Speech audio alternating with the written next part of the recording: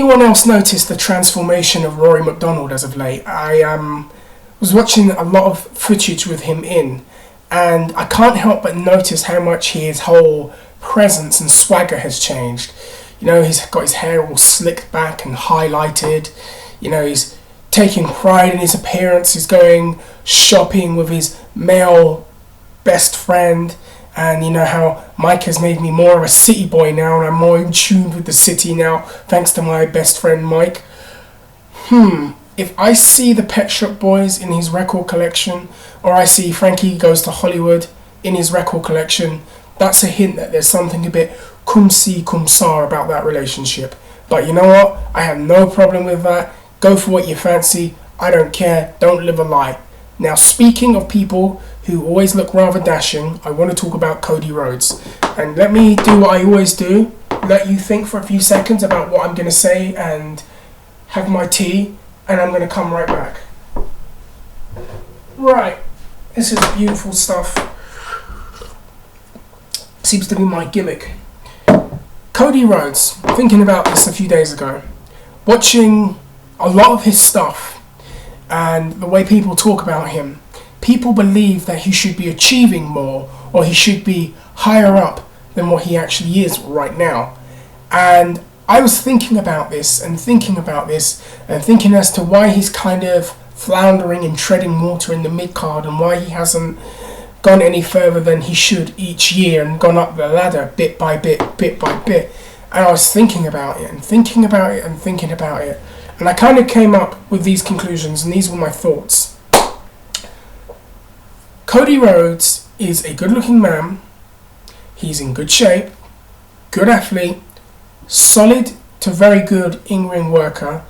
Not like elite level, but I'd say solid to in-ring. He could eventually get there at some point. Has a very safe style. Is solid in every area. So he should be able to be, they should be able to do a lot with him. And he's young, so you can get a lot of years and a lot of mileage out of him. I think back to when he debuted, and he wasn't really presented as he was put kind of in a mini feud with Randy Orton. He was then tag teaming with Hardcore Holly. It then seemed to be that he was starting to get more of a run and more of a push when they teamed in with Ted DiBiase Jr. And I remember around that time when, Legacy was being formed, or Team Priceless as they were called back then, everyone would talk about how Ted Jr. was going to be the breakout star of the two. Ted Jr. had the charisma, Ted Jr. had the promo skills, Ted Jr. was going to be the guy. And as the year progressed, Cody was presented as a lackey to Randy Orton and Ted Jr. And that was one of the many reasons why that stable failed, which I talked about earlier before. But the fact is, Cody was never presented as anything special. Then when they had the WrestleMania Triple Threat match, that seemed to be the start of something new, because he was written out of television and repackaged. And the repackaging usually is where sometimes these things work and sometimes they don't. So Cody is repackaged with this gimmick, dashing Cody Rhodes. And I watched it and I heard about it and I said, you know what, let me see it for myself. And while he was having fine to very good matches with guys like Christian and Kofi Kingston on television, I felt that the gimmick he had was dated. I felt that the gimmick he had just didn't connect with people, and fans didn't have, and Cody didn't have, that kind of credibility with the fans, and it just didn't do anything. I found it amusing when he did these little beauty skits, where he would do his teeth and he'd clean out his ears, but if this is supposed to be a heel, you have bad teeth in England, it's such a dated diss. You can see what I'm getting with. He had very dated remarks and promos, and the gimmick just didn't quite connect. And from what I got told and what I've read reliably, the gimmick of dashing Cody Rhodes was actually a knock on Randy Orton and how he takes a lot of pride in his appearance. And there's nothing wrong with that, as I said. But that's apparently where the gimmick kind of was the brainchild of the gimmick. As it progresses to the Rey Mysterio feud, that's when I started to feel that perhaps Cody might be going somewhere. So his nose gets broken, he goes a bit crazy, he wears a plastic mask, he is now in a feud with Rey, and I felt that if there's anyone that can help anybody get credibility, it's Rey Mysterio. And while once again the gimmick the next level of the gimmick was kind of interesting at first, where he's a bit off his head and he believes he's got these scars because he's a narcissistic character, and now he's made himself mad because he's got these scars. He thinks he's ugly, kind of similar to Vega in Street Fighter. And had they gone that way, I think he would have been more over and more bought into as a heel. But it kind of descended into this cartoony 8-year-old supervillain territory, and it just didn't connect. The one time that it looked like it was starting to work was just before WrestleMania, when his dad came out and they did the promo with him and Ray, and Cody. What did Cody do? Oh, Dusty turned on Ray and Cody beat him up and took the mask. And for the first time in a long time, he actually elicited a genuine heel reaction from the audience. And I thought, wow, he's actually starting to get momentum. And then he won at WrestleMania. And then he was the Intercontinental Champion a little bit later on. But again, he started to flounder, and it kind of just didn't go where it needed to go. And he was in the feud with Ted Jr., and that kind of just didn't go anywhere. And he was in the little sounds so bad. He was in the mini feud with Sin Cara and Daniel Bryan. And again, while he was working fine and he works very hard, there was just something missing, and the credibility wasn't there. And then it leads to a match a mini feud with Randy Orton.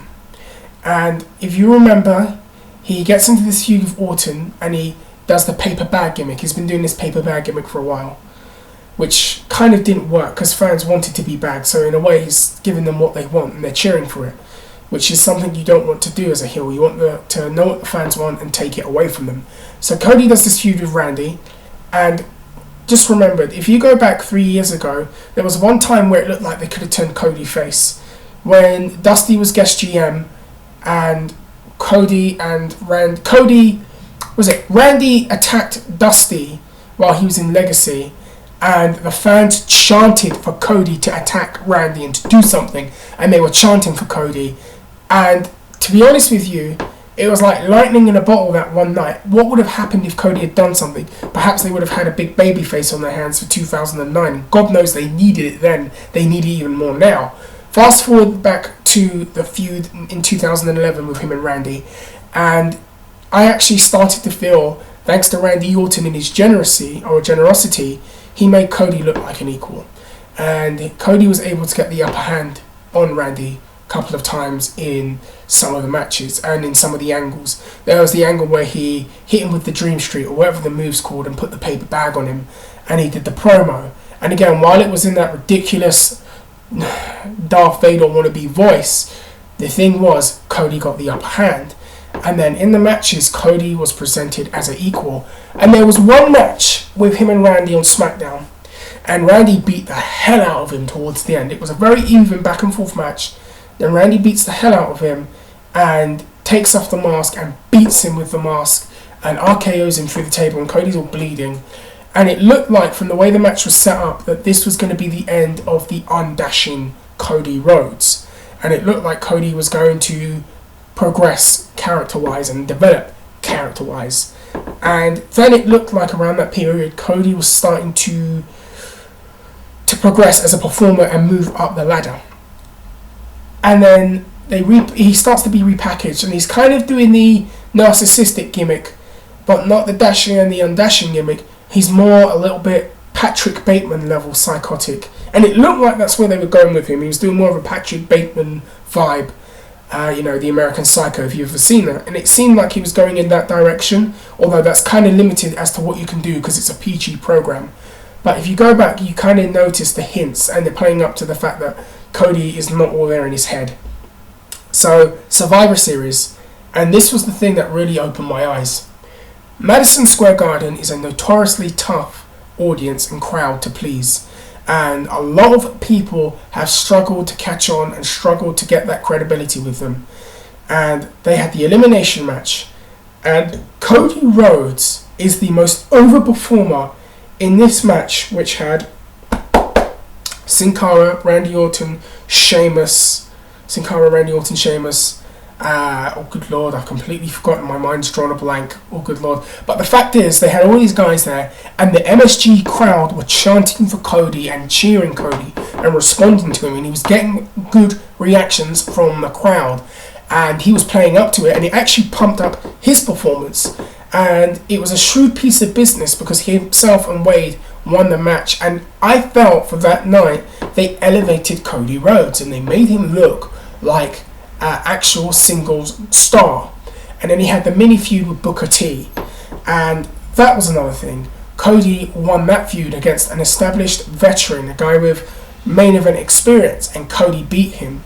And then this is where I felt after that things fell apart, because it was rumored for a long time that at WrestleMania one of the matches would have been Cody Rhodes versus Goldust, and the stipulation would be that Goldust would put his career on the line versus Cody's Intercontinental title.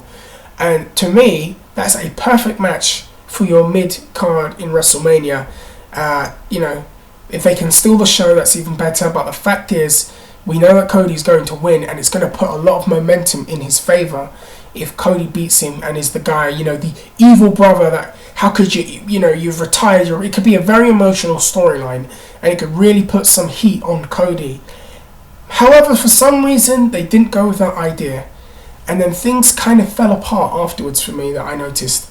And he was putting this feud with the Big Show, and he lost to the Big Show, and then he kind of got the belt back, and then he just floundered, and he lost the Intercontinental title to Christian, and nothing's really happened since then. And it's a shame, because the two things that I will get at that he's missing now, reflecting back on all of what I've said, to me, it was the gimmick that never necessarily connected with the audience for a longest time. He was just presented as a generic babyface to a lackey, to a dated, narcissistic gimmick.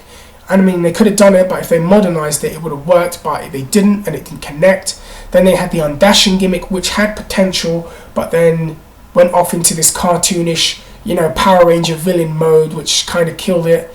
And then they did this next thing, and it seemed that that was the one that was going to work. But by this time now, it was not a sustained push, and they kind of just went in the other direction. And to me, those were the two things that were missing from Cody Rhodes really getting there. The lack of a sustained push, and a gimmick or a persona or an image that didn't click with the audience. So I'm going to stop. My mouth is drying out. You write some comments. I just want to say once again, thank you everyone that's been coming down here as of late. I've noticed a lot of people are coming out and coming down and enjoying and going back and forth with them, and I really enjoy doing that. I've got to get out, but I really want to say once again, thank you every one of you that subscribe, that come down and view, that write your comments. It means a lot, and it's really, really good to see and hear from you all. I'm going to head out. Take care. Peace.